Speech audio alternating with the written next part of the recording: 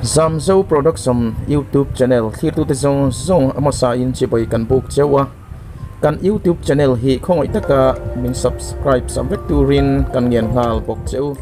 tuna hian UPC ko ran hroi tu te abik takin UPC Mizoram aṭangin an UPC thurin chungchanga soi hona debate nei pui tura mi mala min chona chiu nimin zun ni sang ni som ni pan hi tlailama khan kadong ta a chu chona chu mi mala chuan an pastor thanglian sanga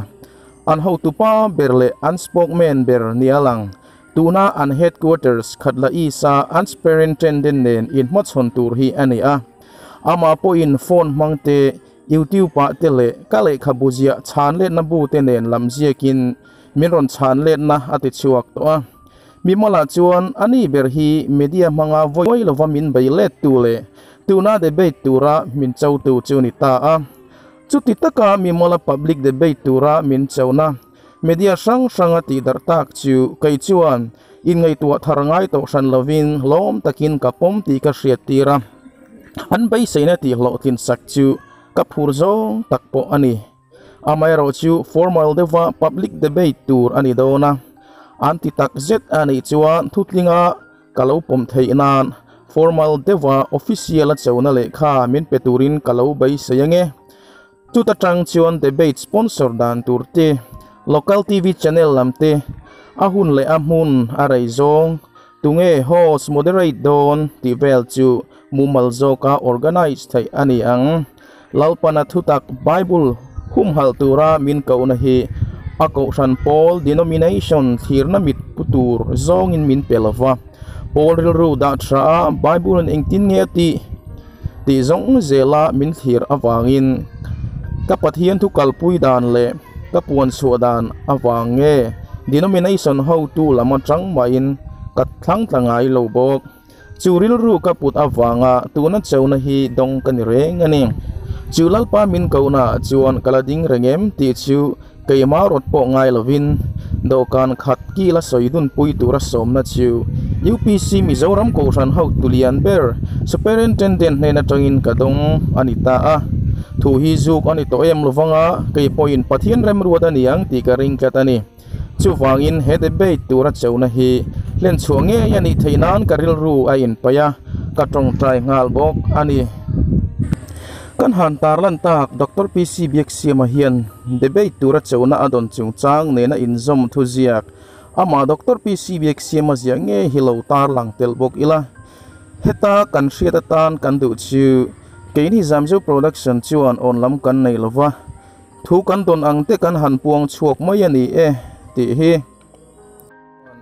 engwangin nge UPC te hi andang dai big em le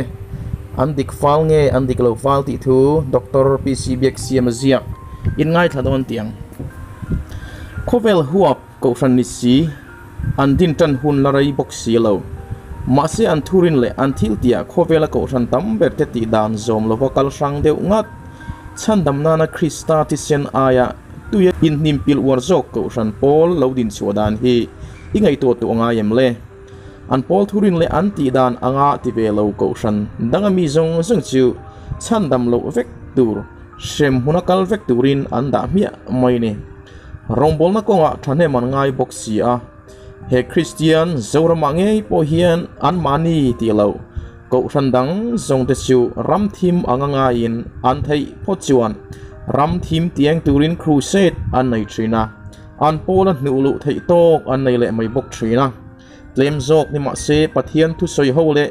in hial vel hi an chawin an phur zong tak mai ani a ko ran lian zo ko ho tu te hian an ngam mang lova in hial a thak ti chuan lamin kan ho tu te po hi an lo tlan cheril ru deuh thin ani ome chutiang ko ran Paul chu engang ko ran lek nge an nia nget taka an von an thurin te chu khoya tanga an don nge in hial an chau em na chan te chu engtinnge ni le an dik fal bik wang nge an dik lo fal bik wang ti te chu CRC Bible Study a hian kan zir chiang don ani kan UPC unaw tin na lo ti lo se mi zo mi pui nuai chuang dai UPC ko shan North East le Mizoram hian an awangin an din mun hi Bible atangin chi takin kan bi chiang do na hei hi an mani tharau lainat na le mangai na awanga ti kan ni a min lo huat pala min soi chian na le an chetin reng kan dong ani poin an mani du sak wanga engpo huama ti kan ni ti ro chu min lo hriat sak se ti in kan ngen ani ama sabera chuan tun hnai lokadin ko shan Pentecost ni atanga chira kumsang ni aral nuwa UPC ko shan alo piang chau ani United Pentecostal Church International UPCI chu America rama September ni somni panga sang khazakua somli panga khan dinani a Mizoram phei chuan February ni som pariat sang khazakua somnga khan pujakam lo hovin andin tan chawa khati laya mission ko shan tuna sinot khan an lo nek chep wa an lo nek chep wanga ko shana mun an nei lo awangin zalen taka pathian faka zaya lam theina ko shan din an duwa khati laya Presbyterian ko shan khan harna tharau na tho sathiam lovin mihlim ho an lo nek chep hle maya kumsang khazakua somli pakwa harna suaina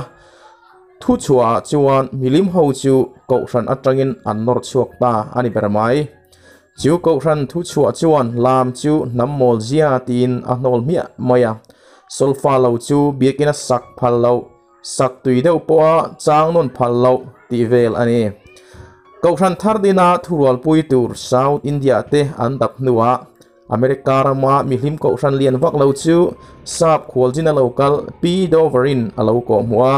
ti chuan an zom tak USA UPCI how to Reverend EL Skizim chu Mizoram alo kalin 1S UPC ko shan chu aron din ta ani apan hi na UPC tawbul Pentecost ni atanga kumsang khat zakua chung zong khan UPC ko shan ala piang lo alo pian dan hi ko shan lian jok Presbyterian Baptist Methodist te atanga pol chok in tel sang ho an itlang pui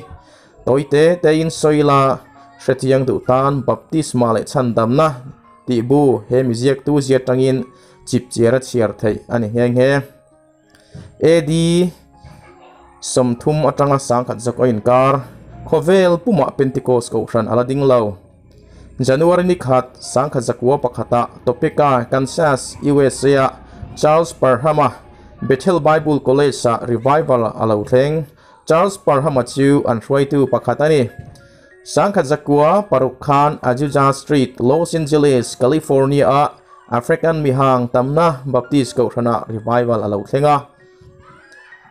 tong hriat lo Azusa Street revival a khan tong danga tong theina tong hriat lo alo tel tran tong hriat lo sim hi chu apostol te hun aliam nu khan are de uwang wanga edi zabi som pasari na vela tang khan khoi emo alo lang ve zeu Trinity nol tanna ram hnuai camping atanga lo ir chuak ania April ni som panga sang khazakwa som pathum khan Arroyo Seco California USA milim ho khat chuan camping an neina an evangelist pakhat Robert Edward McAllister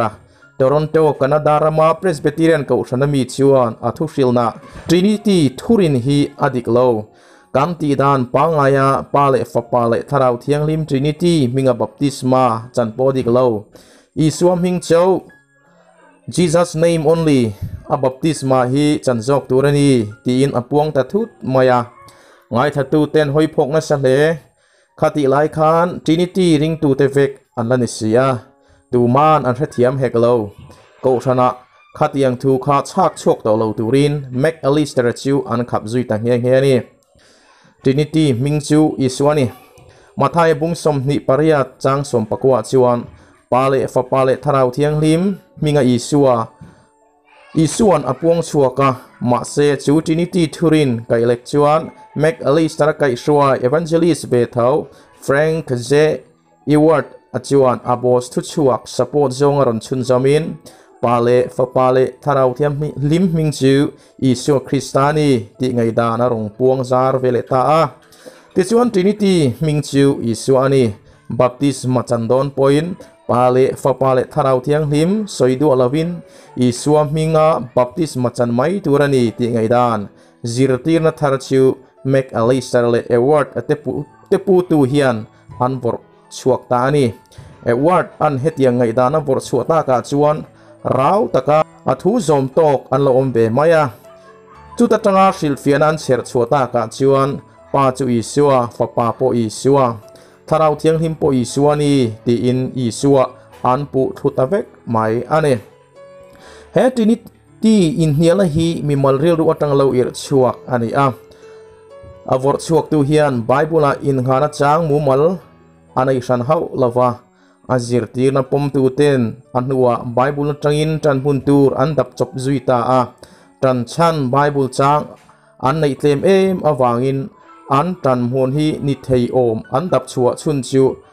avon he lama an ram tang thunga bible zirti na nena in remlo chungin an se ngai an se ngar mai ni oneness movement bultena evangelist mek alisteran trinity nola pathian pakhat chau rin na thurin for chuaka baptisma po isuam hing chawachan to turani tia thurin avor chuat haratang chuan oneness thurin chu pol anga vuan tu an la om tan ta chu pola pusa pani Frank J Award le Glenn Cook te chuan avoi khatna tan April ni som panga sang khazakwa som pali khan baptisma chandan formula thar po chopin I suam hing chuan an han in baptist ton ve tamaya chuta tang chuan oneness movement hi lo in tanta ani Pentecostal ko than ero chu ala piang ri lo oneness mu chuak tu Trinity lama kirle Trinity thurin nola oneness thurin vor chuaka din chuak tu mek alister chuan a thurin vor chua chu tan tlat o mani vainen adik lo ti ain mu chuak le ta si chuti hunlaya evangelist ming thang tak mai pi aimi sample mek personally to so in aril ruang hele ta si sang khan zakwa sompako khan avor chu oneness movement chu ban sanin Trinity ring tu ko sana a in le san le ta ani sang khan zakwa pakhat atanga Pentecostal harna pochok tu masaber Charles Parhama Methodist ko sana mi po khan Trinity dulavin oneness lam ahan tiluai takna ma se khati lai a tho puite kha Trinity pom tu lir ani boxi railo ten huwa chuan Trinity thurin lam boka ale le ta bok US ya Pentecostal ko sana piang harnai na rin chua Pentecostal movement atanga ko san lo piang neu jinga hlom lian ber Trinity pom tu ni bok chu Assembly of God ko san ani ma se chu Pentecostal ko sana chuan Trinity pom lo pol an lo ta ka wangin rindan ain kaltanek nukmaya sangkhan sakua somparokhan Assembly of God ko sana chuan minister le pastor rualmi zanga somriat panga zinga Trinity pom ve to lo mi za somnga paruk an lo ta chung mi te chu an pol Assembly of God member ni na atanga no chua an ni ta ani no chua ho chuan an mani Pentecostal pol sang dinin oneness thurin chu anin dan puita thia chung pol sang zinga hlom lian deuh pahnih chu infin khom la in United Pentecostal Church International te in September ni somhi panga sang khazakwa somli panga khan asangin anding ta ani Mizoram UPC din dan February ni som pariat sang khazakwa somma kha Mizorama UPC ko san lo in din nia puan ani official adin tu chu Reverend EL Schism USL mi ani khami khali wese tangin pidovari local in ko san thardin dan tu le USA UPCI ko san juzom dan kong aron ko mua chuti laya masroi tu pusakam lovle a hotenen reman lo ruat lang ta ani anni mihlim pol khan kan zo sapten ko mission ko san rabia anin shiat awangin an chua san ma poin ko sana lenglovin an lo in seto zalen taka pathian an pak theina turin pol andina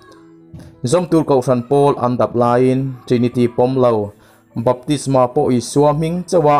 nim phuma chang chan dam na le tharau thiang him chang tur po tir ko te bung hi chang som thum pariat be chana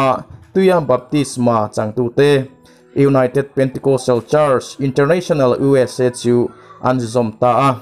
an thurin awang hian Mizoram ko ran dang te a in an dang lam bik te mema an zia po dang lam tabik ani tlangkom na UPC ko ran hi Mizoram Christian Siam Tulian harna le hlimna kal zelina arin chuani harna hi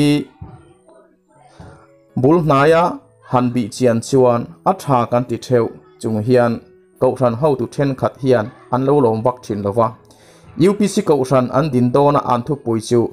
milim kan chep tak em awangin ko ran thar dina trul tiani chuti laya milim ho control nana harna kai soina tûra ko ran thu chua chu arwala ko ran chua san huk na hring chuak tu ani michin chang hre tak pakhat chuan fiam thu ti takin in ko ran hi UPC hring chuak tu in ni asin ti in mission veng ko ran loi a thian pa fiam na na mang ani tun theng hian harna le hlimna en kol dan kan thiam chuan lo ba ka ti sa a rong bol tu te hian hlimna le harna hi an lom tak tak chuang lo sang ni som panga a kel kang haram te po kha vuak luma the mi ani tlak mai an vuak na tei ro tiang te chu ko thona tholom apun pha chuang lo kel kanga kher lo po ramsa ang main an u puitling point nu te an neduk duk ti fel ani ome ko shana harna le hlimna om lo chung chuan fel takin he anti revival tharau hi angoi le a mi ten tharawa limna an chan ve le he tharau ral in phum ru hi alo che chuak bat zel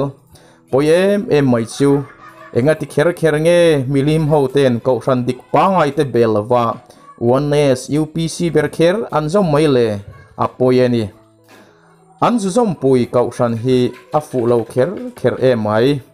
USA khuan Pentecostal ko ran hlom lian pui Trinity pombok tui baptist nilo Isua Christarin hi chandam na ni ti ring tu an tam veinen le kan ti vong mai ni hi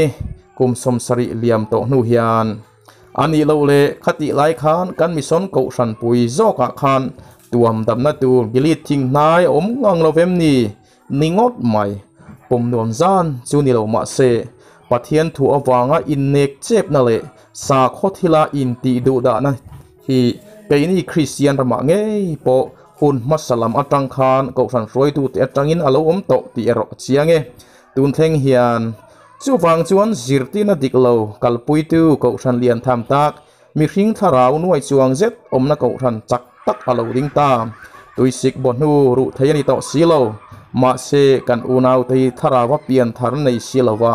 Krista ti sena an sual teng fai lova pui thu taka tue in nim phu boral zo ma hian Krista chan chin tha mangin ikau kir leng u an lainat om e mai chu chulal palaka kan vaya mo phurna ani e he thu jek tu hi Dr. PC Biaksiama ani e